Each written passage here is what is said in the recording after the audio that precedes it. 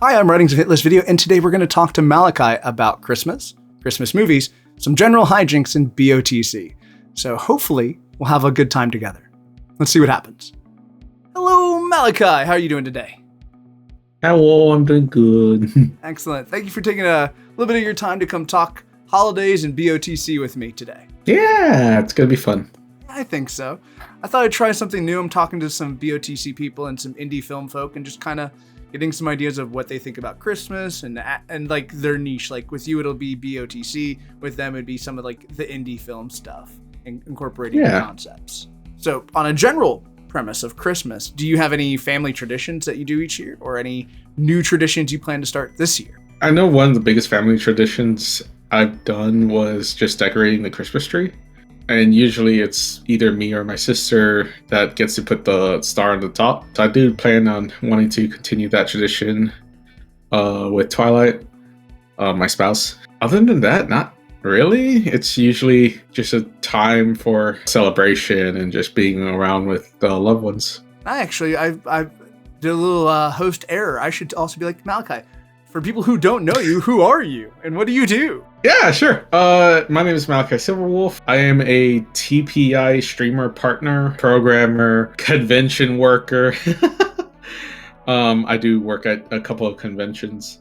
And yeah, you could find me everywhere at Malakai Silver or Malakai Silverwolf. And I've been playing Blood and Clocktower for about, I would say, 4 years now. You're also selling yourself a little self short. You are also known for a particular charity drive.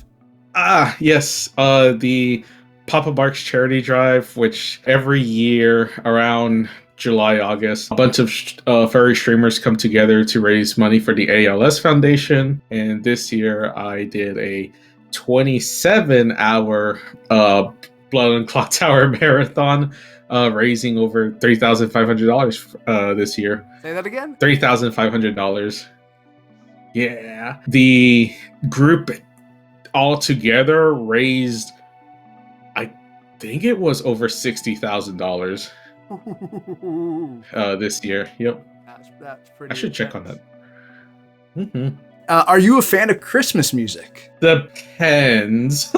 Okay. I do like the classic Christmas songs, though I do think that it could get a little bit repetitive, especially if you're out and shopping at malls and whatnot and department stores.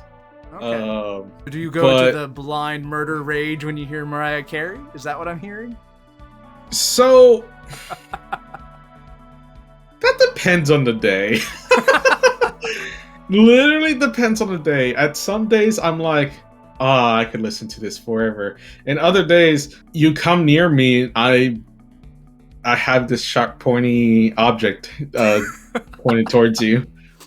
Okay, fair enough. Literally depends on the day. Yeah, it's like I like some of the old classics, but outside of that, I could probably take a pass on the newer Christmas music. I was gonna say I do like some alternative Christmas songs that have come over the years. I think though, the best one is Activision came together with Treyarch to make a Call of Duty Zombies Christmas album. That is my all-time favorite Christmas music. Okay, I'm gonna have to give that a listen. I've never heard of it, so I'm very curious now. Okay, I'll admit I probably have the guilty pleasure. I was talking to a friend recently, and they asked me what song I would listen to, and I mentioned "Grandma Got Ran Over by a Reindeer." I don't think that's a guilty. Yeah, no, that's a good one. Okay, you're making me feel better about it. Thank you. Do you have a favorite Christmas ornament? Honestly, anything like custom made, like I'm trying to remember this one ornament, which I don't know where it is anymore. But anything really custom made, especially given to me, is pretty special. I had a coworker who was really good with woodworking, and so at least for the 2 years that I was at the office and everything, friends with him, every Christmas he would make a little woodworking ornament with all of our names on it. That's pretty neat, actually. Mm-hmm. When it comes to Movies. Do you have an ideal movie snack when you watch a movie marathon? It has to be popcorn. Popcorn, just movie, especially movie theater style popcorn. Like they know what they're doing to sell, Okay. and it just tastes good. Yeah, just give me a popcorn and like something to drink, and I'll be happy. Good plan. I tend to do the chocolate or something salty. Mm-hmm. Maybe a pretzel, but I usually will defer to chocolate.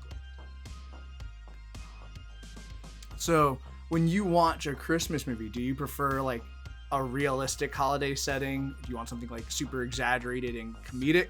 Or you want something more like menacing and like anti-holiday for your vibe? Depends on the year. Ooh, okay. I think as a kid, I did like the more whimsical Christmas movies, like The Polar Express, the Santa Claus with Tim Allen, the Grinch, both the live action and the animated. As going to teenage, young adult, I did more prefer some of the more actiony stuff, especially which my favorite Christmas movie being Die Hard. That's actually was going to be one of my questions for you. Is Die Hard a Christmas movie? Absolutely, and whoever says it's not, I don't know. Okay, it has a Christmas. It setting. takes place. It takes place on Christmas, and he saves Christmas. What more could you have? There's a conflict. There's a resolution. The family comes together at the end. It happens on Christmas Day. I don't see how this is not a Christmas movie. Couldn't you have this movie happen any other time of the year, and it's still? Then it would not be a Christmas movie then. Yes, but I mean, like, was Christmas essential to the plot? So I don't think it is. It felt kind of essential. There was a quite a bit of Christmas put throughout the movie. I mean, sure. Would you have a similar movie even if it was on a different day? Yes, but I feel like putting the Christmas layer on Die Hard put another emotional tone towards the entirety of the movie, and it puts people more invested into it because it was on Christmas. Okay. You have a valid point. Like, for me, I think it's like, because they come for the Nakatomi Christmas holiday party is why people are coming together. But I also think that could have also been like a quarterly party. Like, they could have done like the quarterly benefits things. But that's the business side, the Nakatomi Tower business side. But you got to remember the John McClane side, where he's in a struggling marriage, trying to fix things, especially on Christmas, especially with his kids. And so I think that aspect's why it's a Christmas movie. Okay. Like, yes, in any other setting, sure, you could still have the Nakatomi Tower and everything, but I think it just hits harder on the family angle because it's Christmas. Okay. All right. So Christmas is Malakai's favorite Christmas. Or Die Hard is Malakai's favorite Christmas. Yes. So that became it around your teenage years. What would you say was the younger you? Would you say it was more Grinch or Polar Express? Or? Yeah, I said this. No, I meant like does one stick out more than the other? Oh! I think my favorite movie when I was a kid, I think, this hurts. Because I really love both of them. Both of them have their strengths and weaknesses. And I mean, already in my mind, I'm thinking more of the cartoon Grinch versus the real life Grinch. Though I really do love the real life Grinch. Like those three films are my top three. Okay. But I don't. I think Polar Express has to be number one. I'm gonna say Polar Express is number one. Okay, Kid Malakai would go with Polar Express. Mm-hmm. Okay. Is there a particular movie that you think captures the spirit of Christmas or the holiday season? I don't think that's Die Hard that catches the holiday spirit. No, I will admit Die Hard doesn't really capture it. I mean, I might have.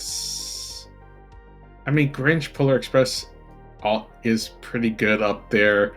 I think even Home Alone, the first one, can also capture the holiday spirit because it has everything.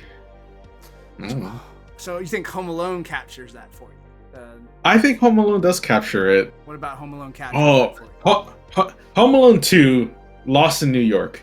Oh, I would agree. I could see that where that might have more of the Christmas spirit, yeah, so to speak, than the first one. But why would you say that? A tale of a mother trying to reunite with her son. I think there was a section where it showed off a little bit of Black Friday Christmas shopping in the beginning of the movie. You have that whole it does show off the whole, like, friendship family dynamic, evil people trying to ruin Christmas by stealing money and toys and stuff. Yeah, I guess that maybe hits more with the stealing from a toy store than maybe robbing a house. Either that or Santa Claus. Like the Tim Allen one? Yeah, the Santa Claus. I think for me, when I think like a movie that really hits that Christmas for me is the Muppet Christmas Carol. It's like that one screams, "This is Christmas" to me.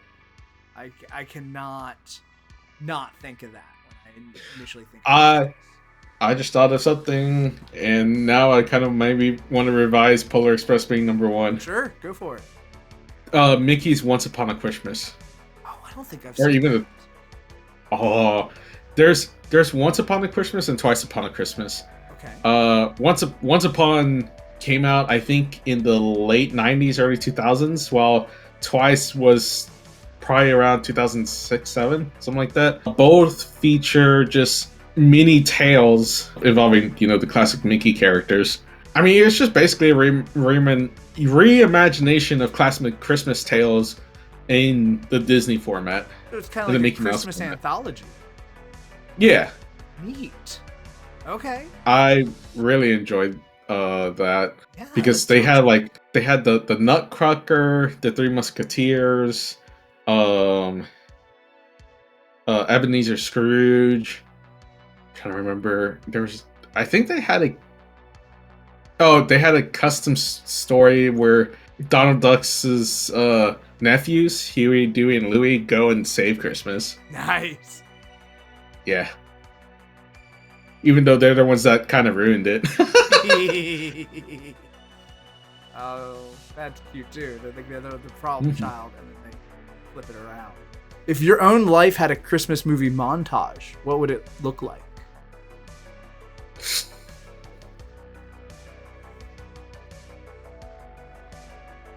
I don't know.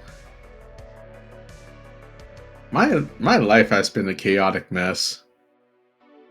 So I don't know if there's a particular movie or particular montage that would capture it. You know what? a montage of clips of Black Friday shopping. There you go. Is that how you would spend the start of the holiday seasons, like running out and trying to get those deals? Oh no, that's how I feel like my life has been. Oh, okay. Fair enough. All right, now I'll get a little starting to trickle into these BOTC questions for you. But they're all vibe. They're all funny to me. If you could insert Ben Burns into a Christmas movie, which film would it be and why? God, part of me wants to say Die Hard. Okay. You could. I don't know what Ben would do in that one, but just to see how he would do in Die Hard. No, I could imagine it like the gun shooting across and hitting the chandelier, watching Ben do the eyes pop, like whoa. No, I think seriously, God, it would have to be some. I think it would have to be some kind of UK film. Okay. If I was to be kind and put him into something UK, I'd probably be like a Red Dwarf Christmas special. Like there has to be. Oh, absolutely. You're like, here you go, agree, buddy. Put you in the Red Dwarf. 100%. maybe a little nod to Clocktower, but definitely, yeah. Nah, Red Dwarf Christmas special. You like try to introduce Crichton to Clocktower and be like, look at the Grim. Isn't this a game you want to try? Which then leads into, if you could pick a group of characters from a TV show or a film to introduce blood to the Clocktower, which cast or characters would it be? Real or fictional? Either, your choice. I guess my other question is, does it need to be holiday themed or just any? Just any. I'm just curious. Oh. So I think I have two answers for this. One realistic, one fictional. Okay, go for it. But you said TV show, right? Yeah, TV show's an option as well, because we spend more time with like the TV families or the TV groups of friends than we do like movie characters. That's true. So it's like maybe a TV show would be more applicable to. Okay. I would say the cast of How I Met Your Mother. I think that would be amazing, especially with what's his? I'm forgetting his name. Neil Patrick Harris's character? Yeah, Neil Patrick Harris. Oh god, I think Friends.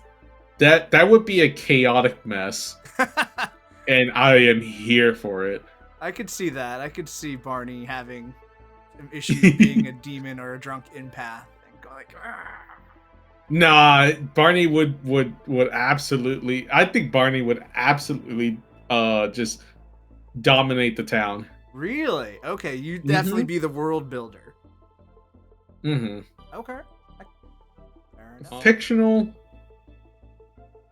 I would want to see it happen, just to see how much of an absolutely chaotic mess it would be. But South Park. That sounds excellent. What it reminds me of like the World of Warcraft episode or the Magic the Gathering. Yeah. And just let's have a blood on the. Oh my god! Let's get the creators to play Clocktower, and then they'll have to make a Clocktower episode. That would be fun.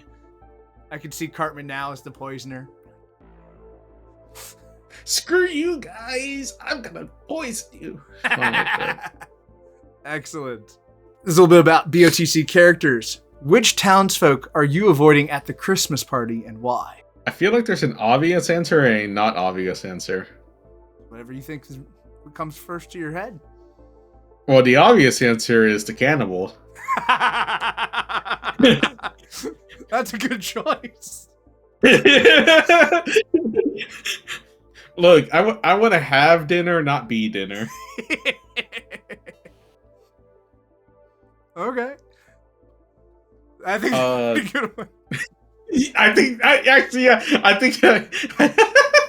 think it is just cannibal, actually. Which outsider do you think makes a scene at the party? Heretic. Cool. I mean, they're gonna bring religion into it, and it's not gonna be fun. This is gonna get awkward real quick. Mm-hmm. All right. By the end of the night, which minion is likely your best wingman?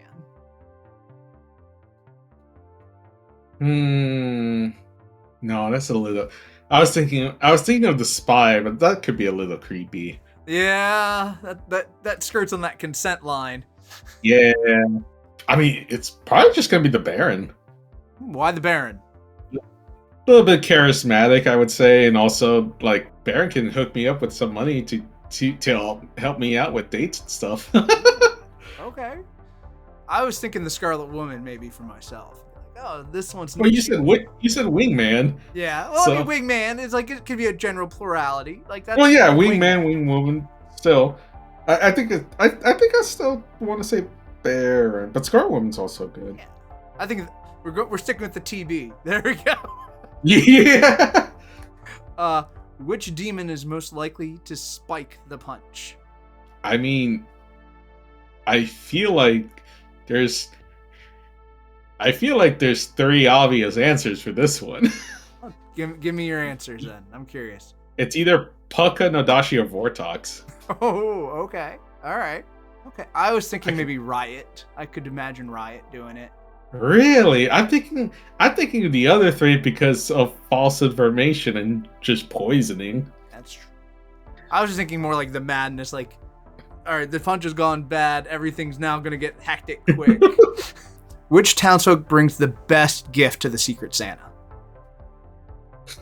I have one in mind, but I don't know if it's either going to be the best or the worst. Okay, let's hear it. The king. Oh, okay.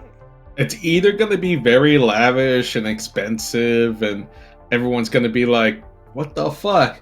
Or it's going to be shit because the king doesn't know their people and like probably is an afterthought. So I don't know. It's either going to be really good or really bad. Well, that flips the other side of that question for you, because I was going to ask you next who would bring the worst. So, Julian. The king. Yeah. It's going to be a flip of a coin with the king other than the king. At least for the worst present, I would probably say, because this is funny, the amnesiac, because they're going to forget about it. They'll just come back. Be like, oh, what was in my pockets? I gotta like wrap it up, Yep. paper, and just like, yeah, Mhm. it was definitely the $15 minimum. Yeah. Pick a BOTC role and tell me what you think their favorite Christmas movie might be. Giving me all 160 characters at once, huh? I could trim it down for you if you want. We could trim it down. Which not demon, we'll say which townsfolk, minion, outsider, whatever, probably has Die Hard as their favorite Christmas movie? Psychopath.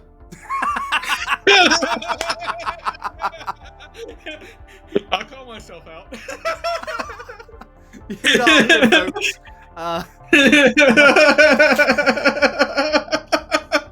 Alright, Psychopath for Die Hard. Gotcha. Mm-hmm. Alright. So wrapping up, just also then a pitch for like, is there any game philosophy for people who might be getting into Clocktower or want to up their game? Would you suggest they consider when playing Blood on the Clocktower? Is there any tricks to the game that you would recommend people try or do? So that's gonna be two different answers, because getting into Clocktower is a whole different mindset than already experienced Clocktower and trying to, I guess, quote unquote, be better. I don't like that term though, because I don't think there's a way to be better or to be the best at Clocktower. I don't think there's a better to be the best, but I do think there's ways to have more enjoyable experiences or more successful playthroughs than other ways. I'm going to table all of that because that's a whole different discussion. Okay. Coming into Clocktower, which actually also has two different answers, unfortunately. There's the person that has never played a social deduction game before. Mm-hmm. Coming into Clocktower, it's just having an open mind, feeling it like it's pseudily like tabletop RPG, like Dungeons and Dragons, because you do have a DM or game master, being storyteller, and just know that people will lie to you. That's what I was thinking. Like, if you can't accept that people will lie, you're gonna have a bad time. If you can't accept being lied to, or you yourself lying to other people, I would recommend maybe not playing Clocktower. Mm-hmm. I mean, I'm always the advocate that everyone should at least try Clocktower, but especially in a social dynamic setup where lying is not only agreed upon but encouraged by necessity, everyone. Really. Yeah. If you don't like that, then you're not gonna have a good time. And honestly, if you want to skip Clocktower, that's fine. I know a lot of people that don't like social deduction games because of that or other reasons. So that is from a very brand new perspective. Just be prepared to be lied to, be prepared to probably lie or not, and just know that no one else is taking this game very seriously. Everyone's here to have fun. From a background of either Town of Salem, Ultimate Werewolf Mafia, Among Us, etc., etc., just be prepared for the dead to talk. I know for for us, like that is like the quintessential thing. Like it's so normal for us. We're so used to it. And time again, I've seen people coming from those other games into Clocktower and just like their brains exploding over that fact that the dead can still participate, still talk and influence the game. That's my favorite part of it, to be honest. I know, that's my favorite part too. I also know 2 people that absolutely hate it and will never play Clocktower again because of that. Yeah. So coming from that, just be prepared for that. I would say just be prepared that dead could still talk and influence the game. Otherwise, pretty much everything that you have as from other social deduction games kind of can transfer over pretty easily. Yeah. As for experienced players, go break the mold. Do stuff that you see other people do that you haven't done. Do things that might be a little bit more riskier and stuff. My only caveat for that is just don't do anything that impedes someone else's fun. As long as you're not doing that, do whatever you want. Most of the times, especially if you are at random, people can never, especially if you're playing in the same groups of people can never meta what you're doing. You're gonna have probably better results, especially if you're flipping from good and evil. Yeah, between games or even within the same game, just mix it up.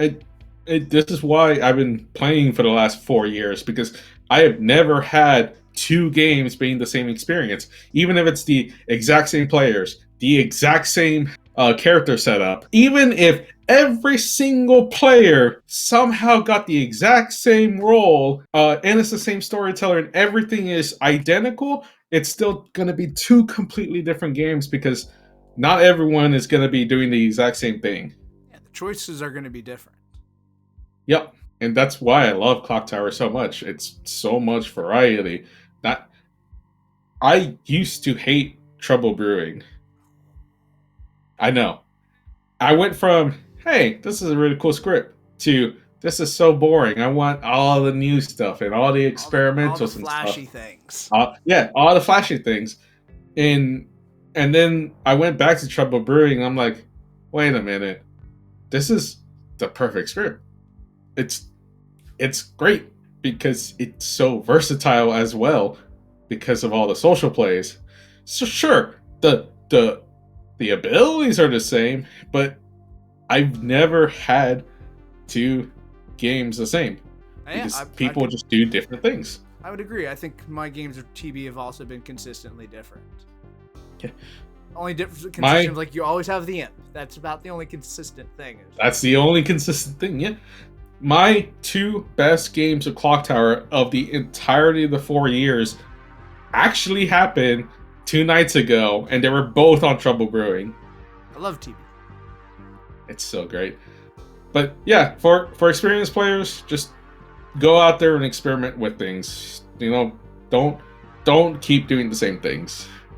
Even if it's just a little bit of a difference, whether it's how you lie, how you perceive information, just do different things and you're gonna see that you're gonna have a better time.